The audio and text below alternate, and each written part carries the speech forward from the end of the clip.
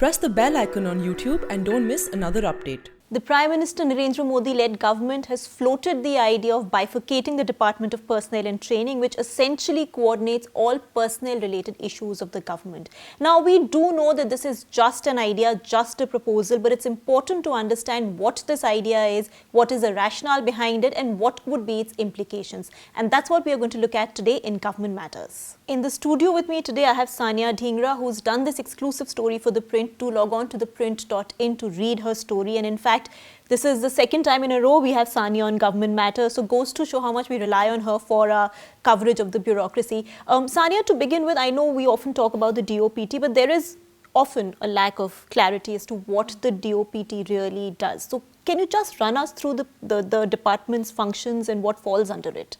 So it's basically the coordinating agency for all personnel matters and matters of all civil servants, IAS, IPS officers in the country. It comes directly under the PMO and it handles issues of recruitment. So the UPSC, SSC, all of these bodies that recruit government officials and just government staff in general, they come under DOPT. It looks after transfers and postings of officers and also the training of officers, which is what this proposal is related So all to. personnel related issues, as you said. Correct. Now, as you said in your story, the government is mulling over the idea of bifurcating it into two departments. Yeah. Can you explain what this proposal is? So right now the Department of Personnel and Training is, as I mentioned, an overarching sort of ministry or a department that looks after everything that's related to the civil servants or government staff. Now the PMO is learned to have, 2 months ago floated this idea of bifurcating it into two departments. One will only look after personnel matters, which includes routine matters of recruitment, of postings and transfers and so on. Yeah. And pensions and salaries and stuff like that. And the training department, they want a separate department for training, and this, it is believed, the Prime Minister is kind of invested in this idea because he wants more training of officers, and this is aligned with the idea of making sure that officers are sort of more well equipped to. Right. Now, what stage is this proposal in at this point? Has there been any paperwork, any movement on that? No, there's absolutely no paperwork, but as I said, the PMO has asked the Department of Personnel and Training to explore this idea. Right. So right now it's at a very nascent stage. We don't know if it'll go through or not.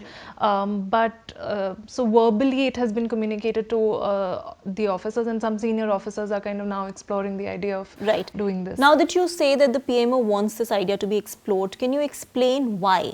I mean, why would you want two separate departments? What does the government hope to achieve by doing that? So the Prime Minister wants that there should be enhanced focus on the training of civil servants and other government officers, so that they are, as I said, more equipped to handle their areas of their domain areas and so on. They also want that this ministry or department, however it would shape, it becomes responsible for not just training but also evaluation, monitoring and appraisals of government staff. And that currently happens in the respective ministries of each. Right. So appraisals happen. So for example, for the IAS officers, the Department of Personnel and Training carries out the appraisals, or their ministries report to the DOPT for appraisals. For IPS officers, it would be MHA which handles it. For forest service officers, it would be the Environment Ministry that would handle it. So in what is being envisioned now, this Department of Training will handle appraisals for all civil servants. Right. So it will be like that one nodal agency which would be handling training and appraisals for all government staff. So now, it sounds to me that it's also in some ways giving a lot of power to one particular department or ministry or whatever shape it takes. Are there concerns around that? Yes, I mean, it's exactly that. There is some although it's at a very nascent stage, but some officers we spoke to did say that, you know, there would be a fear of over centralization of power with one ministry. And also, let's not forget, within the bureaucracy there's always the power tussle between IAS officers, IPS officers.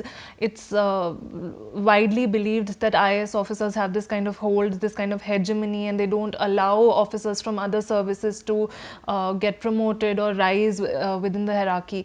So this is what officers from other services are saying, that if you hand over our appraisals to one ministry which is going to be manned by just IAS officers, that might thwart our career progression vis-a-vis IAS officers even more than it already. So it is likely to face some resistance, of course, in terms of concerns that people would have around it. But I don't think it's such a huge concern that it could impede the process. Right. But as with any reform, there would be some concerns, and there is this one concern as of now. Now, before we close, Sania, this government has also paid a lot of emphasis to the idea of lateral entrance into the bureaucracy. Now, with this change, or with this proposed change, how does that play into? Does it help the fact that, you know, lateral entrance would get better training to some extent?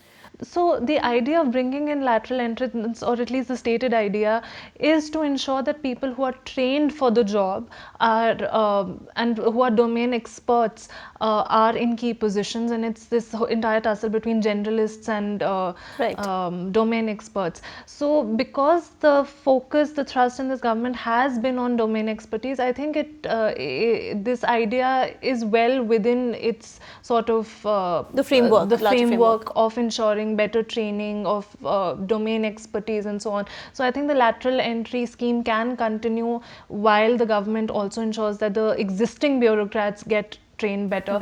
But as far as the lateral entry scheme is concerned, we know that a few months ago 9 lateral entrants were recommended by the UPSC, but they have heard nothing from the government yet. Right. Well, as we know, that's how the government perhaps functions. Everything takes a long time to be processed. But that was Sania Dhingra explaining her exclusive story about the Modi government. In fact, Prime Minister Modi personally wanting to explore the idea of dividing the DOP, the Department of Personnel and Training, into 2 separate divisions to bring in greater efficiency and better training of bureaucrats. Thank you so much for watching Government Matters, and do log on to theprint.in to read her story and follow us on YouTube for much more.